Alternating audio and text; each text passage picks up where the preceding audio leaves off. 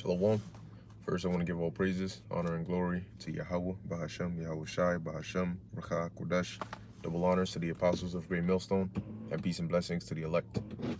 Um, as you can see in the title, all right, today I'm going to go into Wisdom of Solomon, the 7th chapter, all right, dealing with wisdom, okay, and along with the blessings, all right, as titled The Blessings of an Intelligent Man, okay, because that's also one key aspect, all right, in this truth that sometimes, you know, we tend to overlook a little, because, with this knowledge, wisdom, and understanding that we have, once you gain this wisdom, it becomes a part of you, okay, so it becomes normal to understand the things we understand to us. It's normal for us to know the future of what's about to happen to this place. It's normal for us not to panic when we see certain things happening in the world. It's normal for us to rejoice when we see certain things pertaining to prophecy happening in this world. Okay, it's normal for us to know certain history, certain things of that sort. It's normal for us.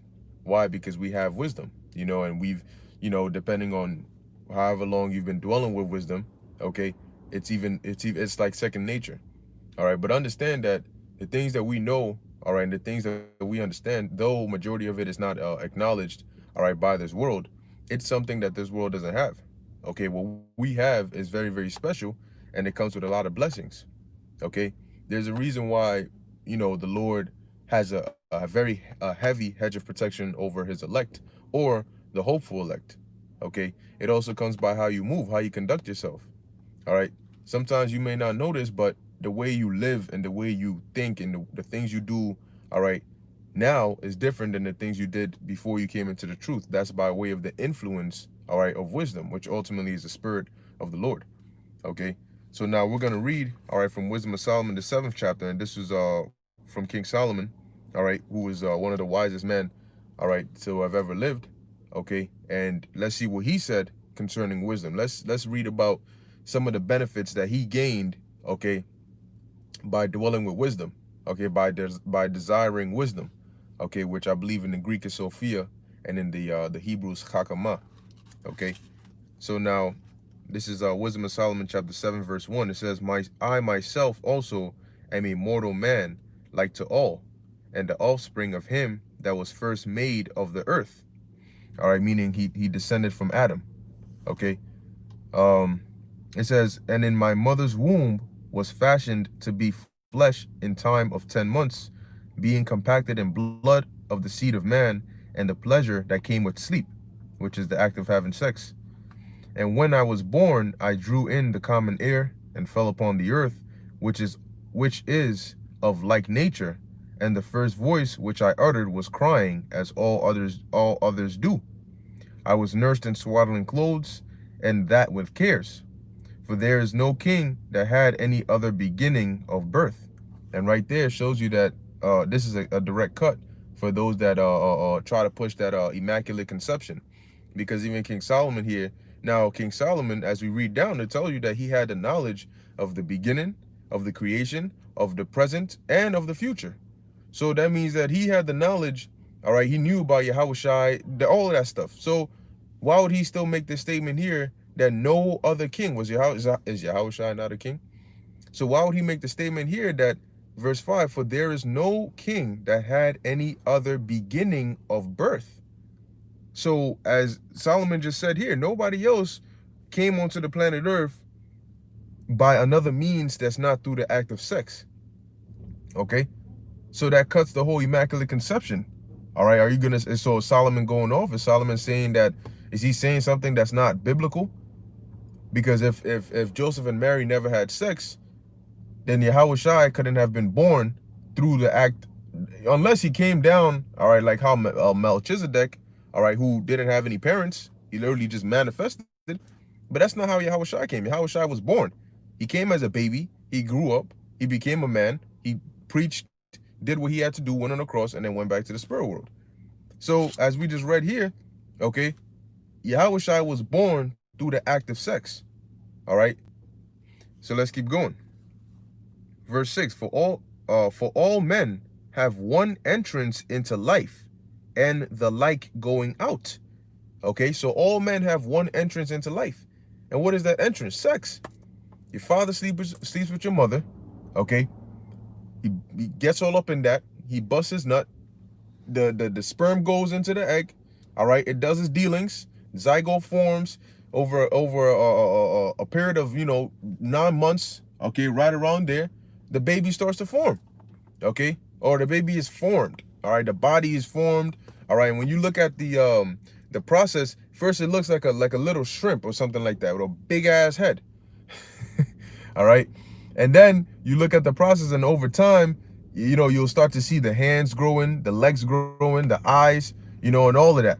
Okay, and what is that doing? That is the process of creating the body so that the spirit can come from the spirit world and dwell in the body. All right, the spirit cannot dwell in this realm without a physical body. Okay, and so in order for the spirit to leave the realm in which it can dwell in, it needs to have a physical body. I'll give you an example.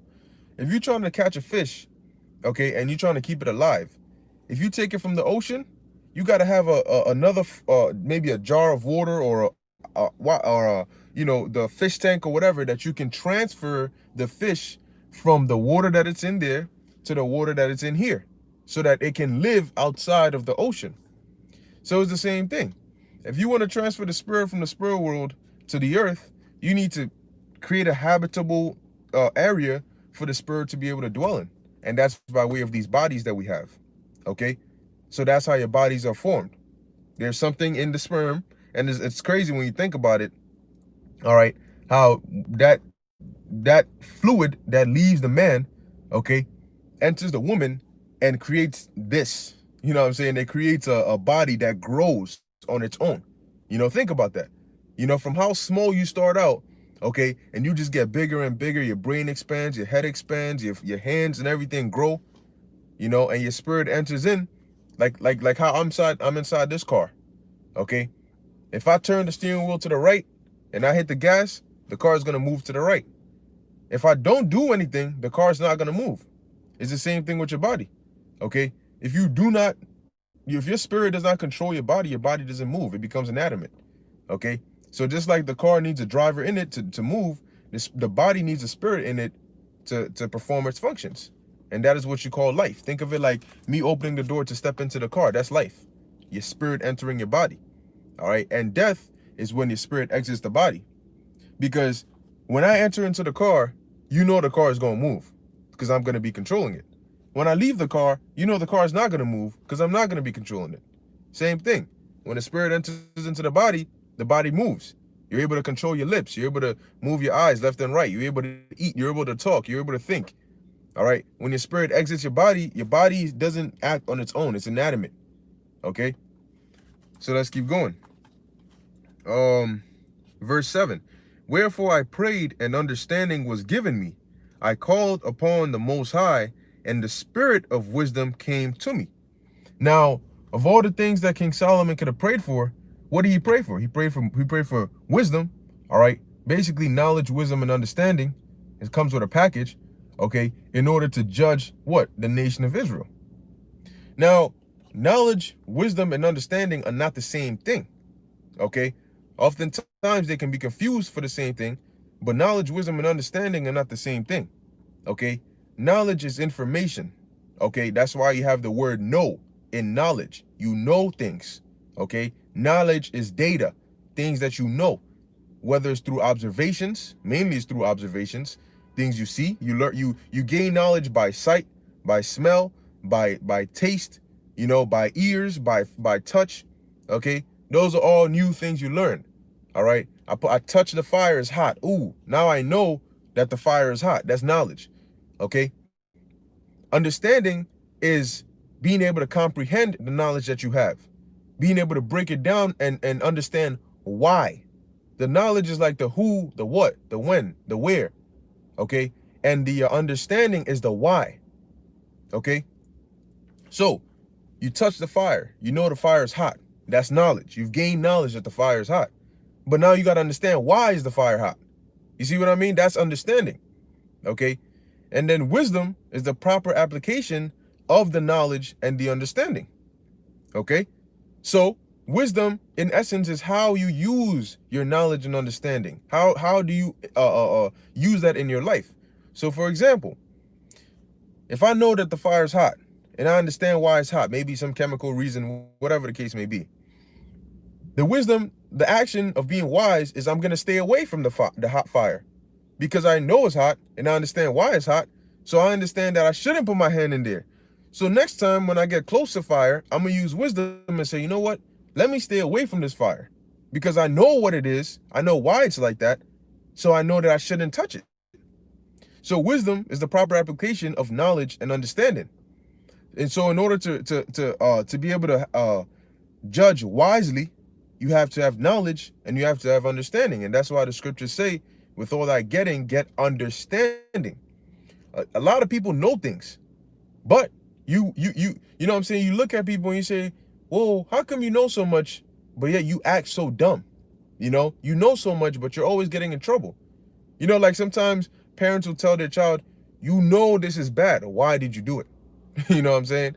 You knew you were gonna get in trouble, but you still did it. Because they didn't apply wisdom, because their understanding was small. Okay? When you tell a child, hey, don't steal that cookie right there.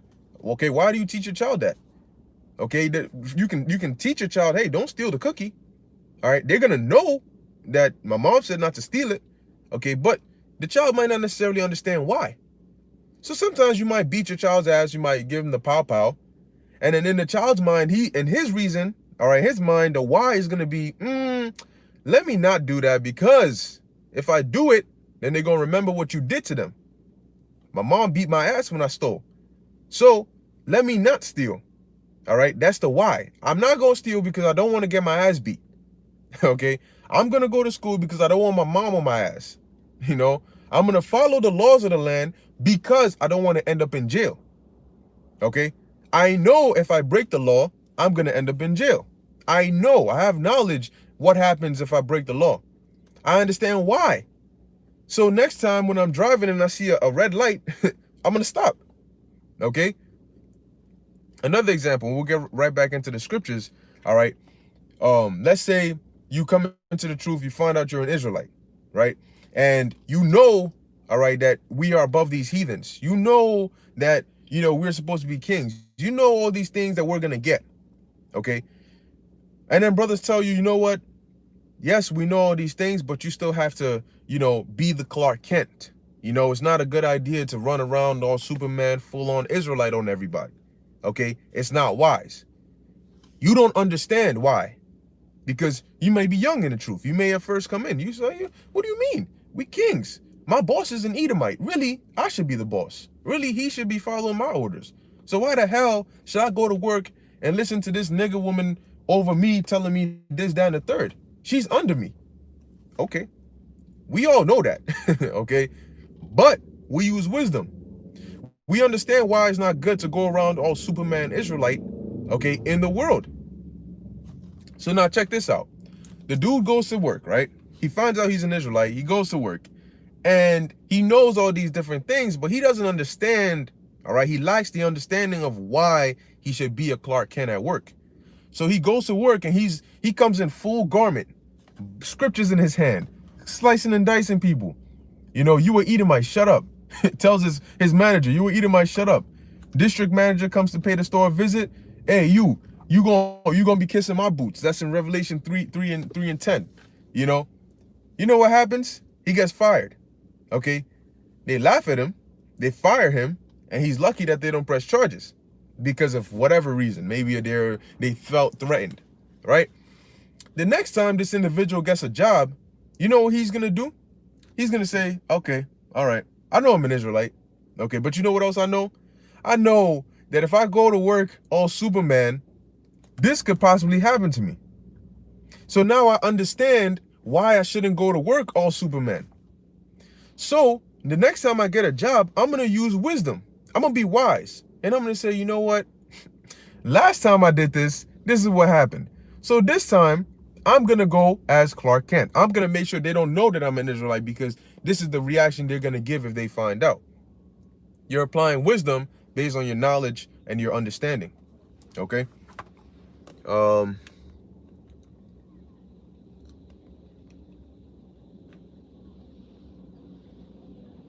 RT772 all in. I come into the truth and albino form, speck of bird, I hopeful. Hey, look, brother, if I mean, if this truth resonates with you, okay, if you hear this and you sincerely believe it, it doesn't matter what you look like. Okay? It doesn't, and that's also a perk of having wisdom, discernment. Okay? It doesn't, we're not gonna look at you and say, oh, you look like the enemy, or you look like Esau because of your skin color. So because of that, we're not gonna deal with you anymore. You're not an Israelite. That's not using wisdom. That's not wise. That's barely even knowledge. Okay? You have to be able to discern. Well, what do the scriptures say? All right, only Israel, really only the elect are going to understand these scriptures. So you could look white, you could look like an Edomite, but you might have a better chance of gaining salvation than somebody that looks like an Israelite, because you resonate with the spirit of the scriptures and you understand what we're saying. So it's not a, you know what I'm saying, it's not a skin color thing. That's one of the benefits of having wisdom. You can discern. Okay.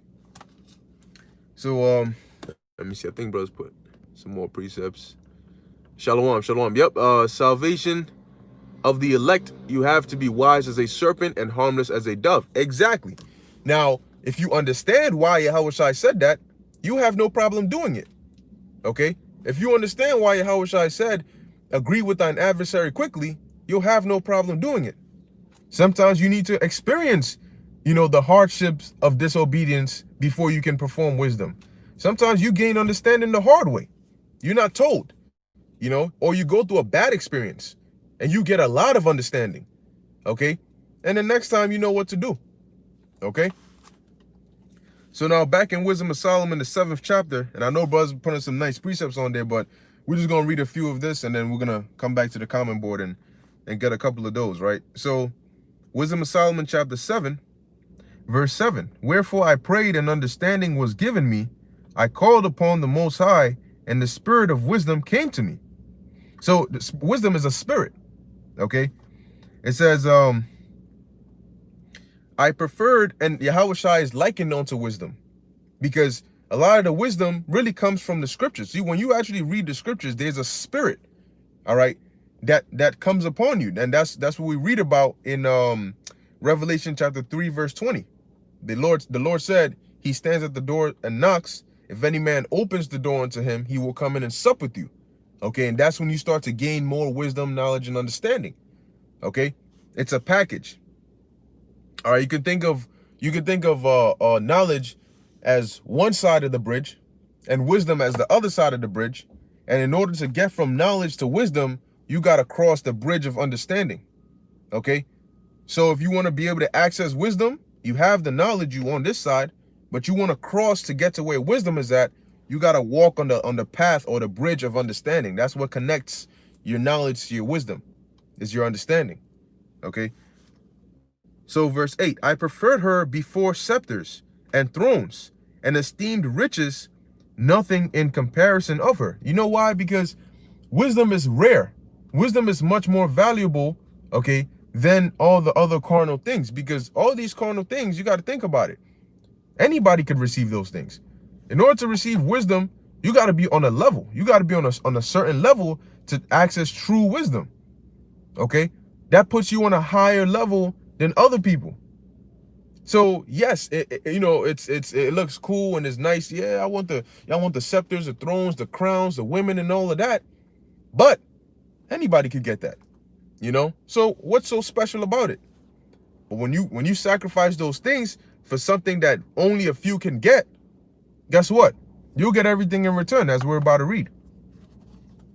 And that's why the Lord says, seek ye the kingdom of heaven first, and everything else will be added unto you. It says, verse 9, neither compared I unto her any precious stone, because all gold in respect of her is as a little sand, and silver shall be counted as clay before her. And that shows you that what? A lot of these people don't have the mind of Solomon. They don't have the mind of Yahushua, and they do not ultimately know what's valuable in this world. Because here King Solomon is telling you that what? Wisdom is much more precious than gold and silver. But in this world, do you think people would turn down gold and silver for wisdom? Of course not. And that's why they look at us like we're wasting our time, because we are turning down the metaphorical gold and silver of this world for wisdom. Okay? Kazak Ban Yahawada, Proverbs 14:12. There is a way which seemeth right unto a man, but the end thereof are the ways of death. Exactly. So how would you be able to discern what the right and wrong way is? To the scriptures. You see, we don't get faced with dilemmas. You know why? Because we don't make decisions necessarily out of our own mind. Our decisions are tailored based on what the scriptures say. Okay? So if you have, situations dealing with adultery, or, certain situations that they might consider a dilemma in this world, it's not a dilemma for us, because we just refer back to what the scriptures say. And then we see, okay, how can we, compare your situation to what the scriptures say? How can we break down all the extras of your situation and get down to the core root of it? And the root of it is it adultery or is it not? Is it murder or is it not? That's all it is. And once you're able to break it down, because she told me she was this, but I thought she was this, and she lied to me, and I felt this way, and I was drugged, and those are all the extras. You got to peel all that aside and get to the root of it. What was the action? Is it adultery or is it not? Once you break it down to the basics, you compare it to what the scriptures say, you know what it is. Simple as that. Oh, your wife was giving me the looks, but I didn't want to. But really what happened was, if it's adultery, it's adultery. And there's a penalty for that. You ain't gonna see a brother grab a big ass stone and just come bash you in the back of your head with it. Okay? But you definitely gonna be excommunicated. Okay? So it's as simple as that, man. So we don't overcomplicate things. All right. When you put on the mind of Yahushua, it's simple to make decisions. Some are harder than others, of course. There's a balance. Okay. But we don't dwell on it. Damn, she really deceived you though? This is tough, man. Nah. What do the scriptures say, man? As simple as that. All right, let's keep going. So it says, verse 10. I loved her above health and beauty, and chose to have her instead of light. For the light that cometh from her never goeth out. Okay? So Solomon said he chose to have wisdom above light, because the light of wisdom never goes out. Once you have that wisdom, once you gain wisdom, it stays within you, man. Okay? You don't got to turn on a light switch to activate wisdom. It becomes a part of you. Think of the spirit merging with yours and upgrading yours. Okay? It says, verse 11, all good things together came to me with her, and innumerable riches in her hands. They got that saying, roughly paraphrasing, because I don't remember it all the way, but give a man a fish and he'll keep coming back, or teach a man to fish and he'll be fed for life. Something along those lines. Okay? So somebody could give you $10,000, okay? Or they could teach you how to make $10,000, So in that sense, wisdom is more valuable. You know why? Because if somebody gives you $10,000, it runs out. If somebody teaches you how to make $10,000, you can turn that into 20, 30, 40, 50, and you could just keep on progressing. All right? Somebody could bless you with all the riches in the world, or they could bless you with $500,000. That's cool. But if you know how to make $500,000, that's even better. Okay? Because now you can make it, you can teach others, and everything else comes into play, man. You don't want to just, get things. You want to know how to get them. Okay? When you know how to get them, you're in a better position. Okay? Because exactly, like the brother said, wake up to that 144. You can flip it if you have wisdom. Okay? See, wisdom knows how to deliver you from situations, man. You look, certain situations, man, don't even put yourself in that position. Don't take the risk. Some of them you might take the risk, but the Lord might help you with a way out. So whatever maneuvers you have in life, hey, it goes into having wisdom and knowing how to deal with women, having wisdom and knowing how to deal with Edomites, Paul said, if it be possible, all right, to be at peace with all men. If you have wisdom, you understand why he said that, because that can actually be to your benefit. Something can happen where you have an Edomite at your job stand up for you, you know? Now, are you gonna say, just because I know he's an Edomite, just because I know that they as a nation, all right, are you know, the enemy, so on and so forth, I'm gonna purposely, you know, regardless of if he says hi, I say F you, man, I'm gonna put you in slavery. No, because that's gonna turn around and bite you in the ass. If you could be at peace with all men, it doesn't mean love Edomites. It just means use wisdom. Oh, hey, how you doing? Oh, yeah, everything's good. Yeah, oh, okay, cool, cordial. And in that case, something happens and they're like, nah, not him, man. He couldn't have possibly done that. Nah. We got to look into the case. Next thing you know, boom, boom, boom. You might have almost lost your job. They stepped in, da. Now you kept your job. You see how being at peace with all men, that's what? Using wisdom. You know, you thought ahead. Okay, is it best for me to make an enemy out of this person, or is it best for me to just be cordial with them? Okay, because it can come in handy. These are all things you got to keep in mind, man. But they'll come to you when you exercise wisdom. All right. So that's why King Solomon said, all good things together came to me with her. So she's a package, man. You can choose to get, you know, cars or women or houses, but notice how I'm comparing them with ors, you know, cars or women or houses or land or this, or you can get wisdom, which can give you access to all of that. All right. It says, verse 12, and I rejoiced in them all, because wisdom goeth before them, and I knew not that she was the mother of them. You see, it takes wisdom to make money, to buy a car. It takes wisdom to deal with a woman, to start a family. It takes wisdom so if you have wisdom, you can invest in all these things. You can, you know, find a way to get those things. All right. Verse 13, I learned diligently and do communicate her liberally. I do not hide her riches, for she is a treasure unto men that never faileth, which they that use. See, it's not like you're going to say, okay, I gained wisdom today, but I ran out of wisdom tomorrow. You know, oh shit, I ran out of wisdom last week. I got to restock on wisdom. No, once you gain it, it's like infinite currency. You know, you can constantly use it in whatever situation you're in. You ain't going to run out of wisdom. All right. Damn, I'm a little low on my wisdom supply. You think I could borrow some of yours? That's not how it works. Okay. It remains with you. Exactly. And once you have wisdom in here, man, unless, and that's why it's so valuable, because I could have a gold chain on, right? And somebody could, a gang could jump me and take my chain. That's it. It's gone. You know, however much I spent on it, it's gone down the drain. But if I have wisdom, how are you going to get wisdom? You're going to say, damn, this man is wise. I'm going to go tie him up. I'm going to crack his head open like a coconut, and I'm going to look up in there and I'm going to steal the wisdom. That's not how it works. You know what you're going to see? You're going to see some brain splatter and whatever is in there, and I'm going to be dead. And you definitely never going to get the wisdom. So in that situation, guess what?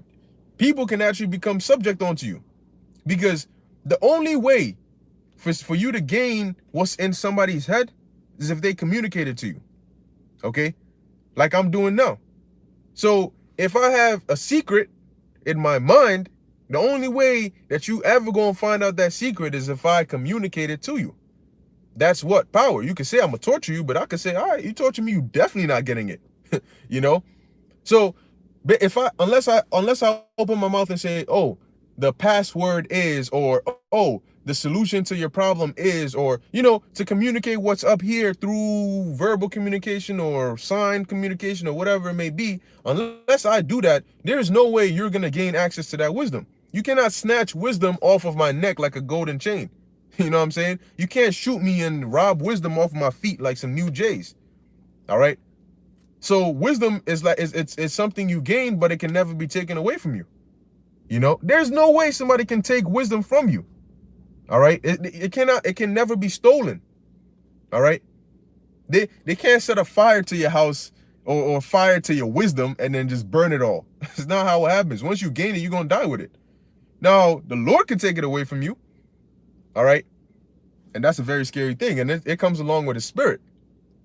And it's funny because the way the Lord does it too is he completely takes away your your desire, because you'll still have the information in your head unless the Lord gives you like some brain damage, makes you go brain dead, or gives you amnesia or some way to forget it, okay, which he can do. But oftentimes the Lord will change your mindset to where you don't have pleasure in accessing wisdom anymore. So wisdom that is so precious and valuable to you, you will willingly lock it up somewhere in your mind and throw the key away. So now you don't even have access to that wisdom because you're not going to be desirous to use it. Instead, you're going to be desirous in other things. You're going to be occupied in the pleasures of the world. And you know what that's going to do? Each thing that you're occupied in is going to push wisdom further and further and further away into the back of your mind somewhere. Now, the roots of it may still be there, but it's gone. It's like you still have it there, but it's not readily available like you had it before. You may forget it, you know what I'm saying? Or you may not know exactly what certain things mean and why you used to think certain things, or you just may not care. Lord could just take it away from you. You're not going to want to care to use wisdom. So just like that, it's gone. All right, but the Lord could do that to you. But in terms of somebody who's a lover of wisdom, a philosopher, all right, philosophia, philos or philo meaning love, and sophia meaning wisdom, lover of wisdom. All right. In terms of somebody who loves wisdom, there's no way you can get that out of his mind. Okay, so let's keep going. Verse 14, for she is a treasure unto men that never faileth, which they that use become the friends of God. Can you imagine that? Wisdom makes you a friend of the Most High. Think about that, man. I mean, damn, that's like extra VIP. Through wisdom, you became a friend of the Creator, a friend of Yahushua. That's wisdom is the way to immortality. Wisdom is the way to becoming a king and owning all these different things. These all come by wisdom. All right. Peace and everlasting life. It's like the Krabby Patty secret recipe, or secret formula, however they call it.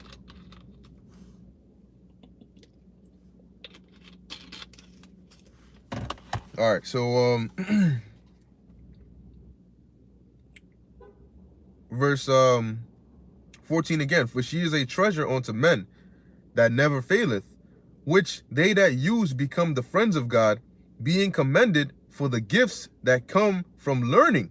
You hear that? And wisdom, I believe there's a scripture that says she maketh them to sit in high places, because an example being the Ptolemy Philadelphus. He, because in Alexandria, Egypt, they had one of the biggest libraries. All right, and he wanted to fill it up with a lot of the best books, the most intriguing information. So I believe his whoever was under him, secretary, whatever you want to call it, if I remember his name correctly, it was Dimitri or Demetrius or something like that. Forgive me if it's wrong, but he basically set him out and he said, hey, the Jews have these, their Torah, their laws, which is, like basically it's unique to them, but it's up there. You might be interested in that. So he sent them, all right, and they went and got the scholars. That's where you get the Septuagint from, okay, the 70. So they went and got some Israelites, okay, and brought them, Israelites that spoke Greek, to translate, all right, basically portions of the Old Testament, the Torah, and so on and so forth, into Greek, okay. Now, when you read about it as to how Ptolemy Philadelphus, which was the pharaoh of Egypt, the king of Egypt, okay, which he was an Edomite, but being with how high in authority he was, when you look at how much reverence he had for those Israelites, okay, you'd be like, damn, almost as though he was a servant unto them, but he was the king. Why is that? Because of the information that they knew. He was so fascinated and intrigued by it, that whatever it was, he had them sit at his table, like things that the common person doesn't get access to. They got access to because of what they knew and because of how fascinated he was by it. Like, oh my gosh, like, yo, give them this, whatever it is, give them the best room, the best food. If they don't eat this, separate that. If they don't eat pork, matter of fact, we're not even gonna eat pork, So he's looking at them like, Shit, like this, they're on a higher level because they know something that I don't know. Now, you know, somebody can have more money than you. Okay, that's cool. You know, but does that mean that you're gonna do everything that they do? No, not necessarily. You know, they might have more women than you. That doesn't mean you're gonna do everything they want to do. But when you see somebody or you recognize them on a higher level than you have a certain level of respect. You know, like the level of respect we have for our elders and apostles and our elder brothers, all right, in this truth, is because of the spirit the Lord has blessed them with, but also because of the wisdom, all right, that they exhibit. Certain men, as they speak, you know, you listen and you're like, yo, man, that's, you know, it's admirable, it's respectable, you know? And so you look at it and you're like, you're more willing to take advice from them, okay? Because what? Wisdom. Because of the wisdom that they have. It's not necessarily a personal thing, you know? It's a spiritual thing. So going back to the example that I gave, wisdom can raise you up, put you in a high place, you know, because of the things you say. People in turn become almost needy, you know, of you. Like, yo, nah, man, I gotta ask this elder, I gotta ask this brother, you know. So let's keep going. It says, verse 15, the Most High has granted me to speak as I would, and to conceive as is meet for the things that are given me, because it is he that leadeth unto wisdom, and directeth the wise. For in his hand are both we and our words, all wisdom also, and knowledge of workmanship. For he hath given me certain knowledge of the things that are, namely, to know how the world was made, and the operation of the elements. See? So the Lord basically allowed, you know, Solomon to use a greater portion of his brain, because there's certain things that we don't have access to. Okay? But of course we're gonna get access to it. The scriptures say we know in part, therefore we prophesy in part. So the things we know according to the scriptures will prophesy to you, but certain things we can't tell you. We can't tell you how you know what I'm saying, exactly what Yahweh Shai and the angels did to create certain things. We can't tell you how they created air or created, you know, these certain things. We know that they did, but we can't tell you every single detail of it. We can't tell you why the ocean never, unless it's a flood, unless the Lord wills it, it never passes the sand, all right, at the beach. Now, if I can remember, I'm trying to see if I can find that scripture. I know it's in the book of Jeremiah. All right, I'm not sure if it's Jeremiah the 5th chapter. What's up? I got you. All right, Salaki, give me 1 second. Let me be a good neighbor. I'm not State Farm, but like a good neighbor.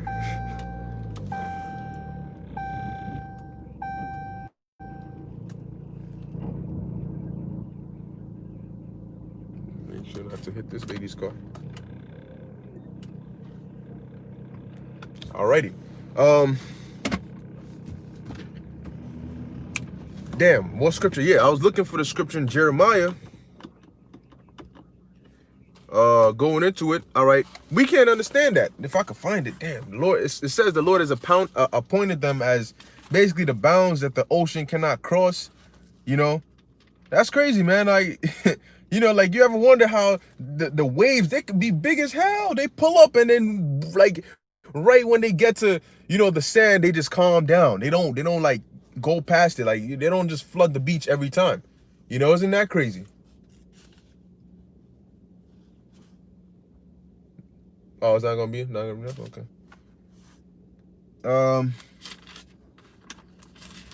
I did my part, bro.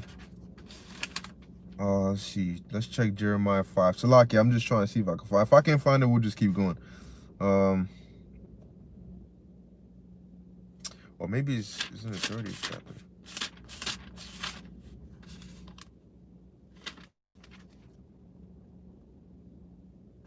Yeah, I don't think I can find it. Maybe if a brother finds it, they could put it up on the comment board, but I can't really find it right now. Yep, Wake Up the Dead 144. That type of information would bug us the hell out because we are in the flesh. Exactly. And that's ultimately why, yes, the water. Yasharala 144 SC. Hey, the water. Hey, you brothers be on point, man. That's what's up. You know, and that's why we also got the comment board, you know. So we all, you know, we all partake in the edification. But yeah, dealing with the point that the brother Wake Up the Dead 144 said, right now, that would, like you said, that would bug us out, because we, you know, we're in the flesh. There's certain things that you just can't comprehend. You just go crazy. You know, you'll go crazy. So the best thing is to not even like worry about that. How was the Most High created? Why are you even, why does that matter? You know what I'm saying? Like, certain people ask certain questions, and you know, you think about like, bro, is this what you're really spending your time doing? Like, you're wondering how the Most High was created? I mean, how are you gonna sit down and martial law troopers and hold up? I can tell you how the Most High was created. Oh shit! Everybody stop! Hold up! You don't gotta chip him no more. Shit! Tell us, bro. No, man, it's not. You know what I'm saying? Like, it's not relevant. Like, what is that gonna do for you? You know? But there's a precept. Yasharala 144 SC. Jeremiah 5:22. Fear ye not me, saith the Lord.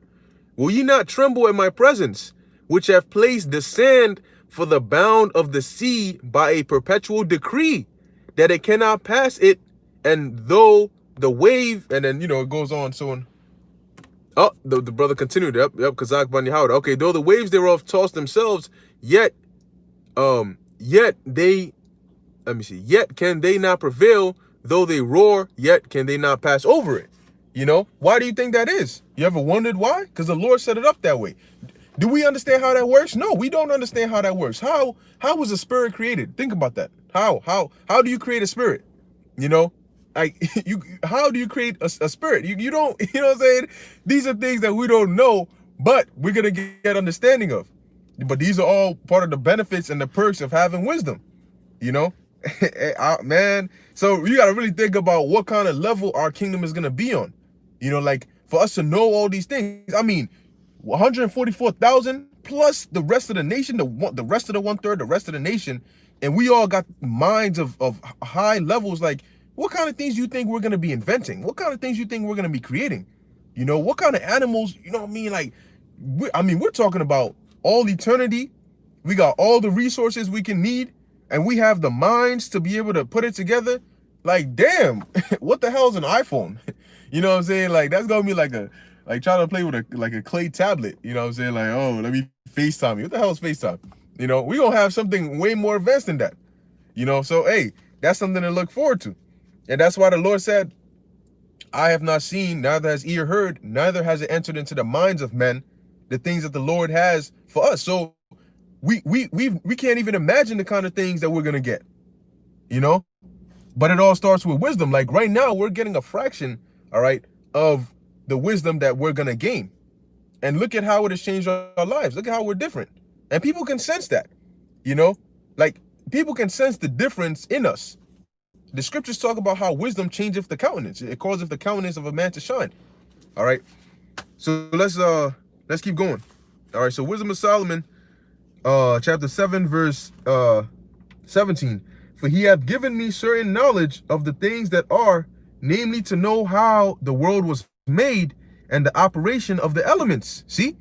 So to understand the elements, you know. Now, I'm not saying King Solomon was like Avatar, the last airbender. You know what I'm saying? Fire bending and, you know, earth bending and all that. He could have built his own house then. You know what I'm saying? Water bending and all that. No. But hey, even in certain understanding of the elements, we don't even know. You know, but there's certain things he knew. Okay? But these are all what? Part of the perks of wisdom. All right. It says, the beginning, ending, and midst of times, the alterations of the turning of the sun, and the change of seasons. Okay, man. I mean, like, now we know. Okay, winter, right? Okay, winter. You know what I'm saying? Summer, autumn. You know, fall, spring. We know these things, but like, how come at a certain time of the year, every year it gets very, very, very hot? Why? Why does that happen? How come the sun always? I mean, the sun is never late. You know what I'm saying? If the sun had a job, it would never clock in late. The sun is always on time, according to how it should be. It is always there when it needs to be there, It's always at noon when it needs to be at noon. When it's, you know what I'm saying? And then when quote unquote winter time comes, apparently the sun goes down early, you know, but it's always doing what it got to do by itself. You know, how is that? You know, like you got to think about like how all these things work. We don't even know that, but there is an explanation. Okay, we gonna get that in the kingdom. All right, but see, this is a blessing that not everybody's gonna have. Heathens ain't gonna have the understanding of that. All right, not on the level we are. You know, like Issachar, how are you able to look up in the heavens and tell what's about to happen on the earth? You know, like look at, you know what I'm saying? Like these are all, you know, blessings and gifts that we will gain. Okay, because our knowledge, wisdom, and understanding is gonna continuously increase. You know, and when Yahweh Shai comes back and gives us those new bodies, we're gonna get the fullness of it. You know. Okay, it says here, verse 19, the circuits of years and the positions of stars, the natures of living creatures, and the furies of wild beasts. See, in the kingdom, we gonna be able to communicate with animals, okay? Because understand that every, you know, I don't even know how to explain it, but animals have, you know, it's not like they don't speak to each other. Animals communicate, but they just do it in a way we don't understand. Okay, but if we're gonna have knowledge of all these things, we are gonna understand how these animals communicate with each other. What do the whales mean by the you know, the sounds they make, or the dolphins, you know, or the birds chirping? What does that mean? We're gonna be able to understand that. You know, we're gonna be able to understand why a lion is roaring the way it's roaring. You know, now they show you that in certain cartoons and movies. You know, here it is, the lion does one roar, and then the owner's like, oh, you hungry, boy? I got you. And the lion is actually hungry. Like, how the hell did you know that? All he did was, you know what I'm saying? Like, how did you get, I'm hungry from that? In the kingdom, we're going to get the understanding of that. You know, can you imagine that? Like, damn, you know, because because animals can sense, you know, they can sense things off you. They can sense fear. They can sense if you're harmless. They can sense if you have the intention to harm them, you know, which is basically about as close as you'll get to communicating with them. You know, sometimes you could train. Hey, there's certain dogs and domesticated animals that people train where it's almost like they can understand what you're saying. You know, sit down, then they sit. You know what I'm saying? Roll over, then they roll over. You know, so these are, and that's on a low level. We're gonna actually be able to straight, full on communicate with animals. Okay. So we're gonna be on a much higher level, man. Like being a god, it's not a light thing. You know, like it's gonna be on a whole nother level. All right. Yes, there we go. Yasharala 144 SC, Ecclesiasticus 43 and 31, who have seen him that he might tell us, and who can magnify him as he is. Verse 32, there are yet hid greater things than these be, for we have seen but a few of his works. I mean, a few of his works? We haven't even seen a few of his works. I mean, we haven't even seen everything in the earth. What's in the Amazon? What's in the bottom of the ocean? What does Leviathan look like? You know what I'm saying? Why does the zebra have stripes? All these things, you know, like, man, I mean, damn, we definitely gonna need all eternity to understand these things. All right. Verse 33, for the Lord hath made all things, and to the godly hath he given wisdom. You know, wake up to that 144. You can't see the wind, but you know it's there. And the Lord cold. That's what I'm saying. You know what I'm saying? I'm breathing something right now. I don't see it, but I know it's there because I'd be suffocating. You know, how does that work? You know, like, man, the Lord is bad, man. Like, the Lord is just out there. You can't begin to comprehend. That's why the Lord said, for my ways are not your ways. All right. Neither is his thoughts our thoughts, man. The Lord, for as the heavens are to the earth, that's how the Lord's mind is to ours. You know, so like to even question what the Lord has said is just complete stupidity. You know, if the Lord said, I got you, you know, if the Lord said, I'm gonna deliver you, you know, in the times to come, relating it back to, you know, the prophecies, what you got to be scared of? I mean, do you need a reason how he, you know, do you need an explanation how he's gonna do it? No. You know, we can't explain what wind is, but yet we breathe it. We know we need it. So if the Lord said, and the Lord created it, he can explain it. You know, he can number the days of infinity. What's that in Ecclesiasticus? Okay? Like, I mean, think about this. Let's bring that out real quick. It's like 2 verses. Hold up. I know it was in the book of Ecclesiasticus. It might be the 1st chapter, if I'm not mistaken. Yes, this is Ecclesiasticus chapter 1, verse 1. All wisdom cometh from the Lord, and is with him forever. Who can number the sand of the sea? I know I can't. And the drops of rain. I mean, sometimes rain just looks like somebody poured a bucket of water from the heavens down. Like, sometimes you don't even see it as drops because it's dropping so fast. You know? How can you number that? I mean, it's raining. Let's say it's raining here and it's raining in New Jersey at the same time. I can't even see the rain in New Jersey to even begin to try and count that. But the Lord can do that. All right? It says, and the days of eternity. How do you number the days of eternity? I mean, the concept of eternity is that it doesn't have a number, right? But the Lord can number the days of eternity. All right? Who can find out the height of heaven and the breadth of the earth and the deep and wisdom? It says, wisdom hath been created before all things, and the understanding of prudence from everlasting. Okay, so now you got to think about these things. The one who created all these things, the one who can do these things that I just read, said that he's going to deliver us. And you're going to sit there and do, what's going to happen? What if? Ain't no what ifs, man. Ain't no what ifs, man. I mean, the Most High created wind. And you're going to question him when he says he's going to deliver us? He says we're going to eat. What? You know what I'm saying? That's all you need. All right, but let's finish it off here in Wisdom of Solomon, 7th chapter, verse 19. The circuits of years and the positions of stars, the natures of living creatures and the furies of wild beasts, the violence of winds and the reasonings of men. All right, you can tell if somebody's lying if you know what to look for.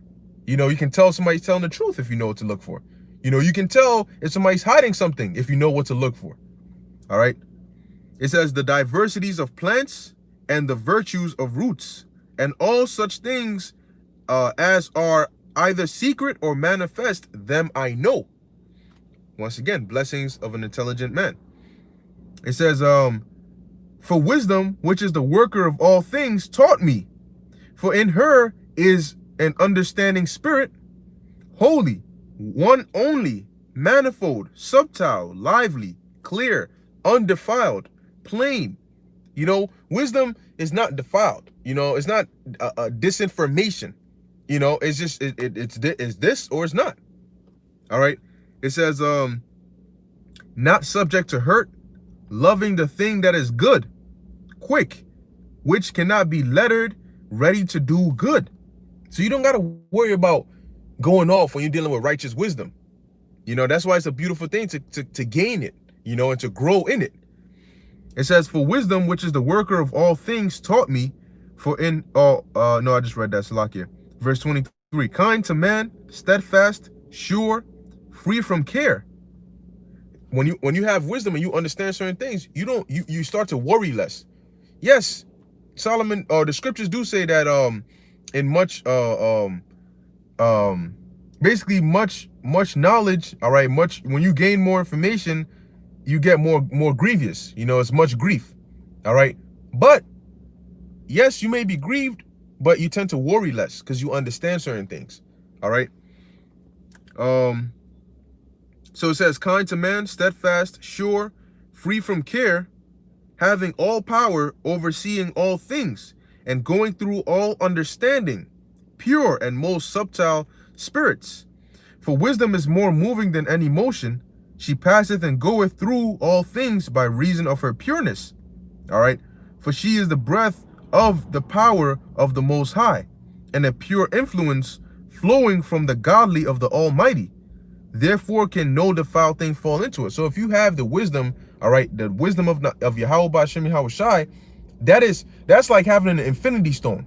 You know, that is like a gem that has been given from Yahweh Ba'Shem Yahweh Shai. So for us to be able to use that gem, for us to be able to harbor that power, man, wisdom is a power, you know, like that's a skill. And that's a very, very beautiful thing to have. Okay. It says, Verse 26, for she is the brightness of the everlasting light, and the unspotted mirror of the power of God, and the image of his goodness. All right, so the more wisdom you have, the closer you'll get to Yahweh Shem Yahushai, the closer you'll get to resembling Yahweh Shem Yahushai, because you're exhibiting or the attributes of Yahweh Shem Yahushai. All right, and your spirit is now is changing, it's being conformed, all right, to be more godlike. Okay, and that's why the more you grow, the further you get from this world, the more you separate yourself from this world, because this world is what? Defiled. And we just read wisdom is not defiled. So the closer, the more and more wisdom you get, the less defiled you get. Okay. Verse 27, and being but one, she can do all things, and remaining in herself, she maketh all things new, and in all ages entering into holy souls, she maketh them friends of God and prophets. So that shows you that what? The office, all right, of a prophet is a very high office. Okay? But to have wisdom in general, all right, is an amazing thing, man. Okay? It puts you on a much higher level. And the beautiful thing about it is, you know, because things that are usually rare, all right, people tend to jump all over it. You know, gold, silver, valuable things, you know. But the most valuable thing of all, not everybody want to jump on it. So that gives you a better chance. You know, you can actually take time and, you know, get as much of it as you want, as you need, okay, as is sufficient for you. So it says, verse 28, for the Most High loveth none but him that dwelleth with wisdom. So if you got wisdom, the Most High loves you, okay? Because in order for you to get that wisdom, the Lord has to give it to you. And if the Lord gives you that wisdom, then he loves you. And if he loves you, that means you fear him. Because the fear of the Lord is the beginning of knowledge, which comes with understanding, which comes with wisdom, if you apply it correctly. Verse 29, for she is more beautiful than the sun, and above all the order of stars. Being compared with the light, she is found before it. For after this cometh night, but vice shall not prevail against wisdom. All right, and that's pretty much it, man. But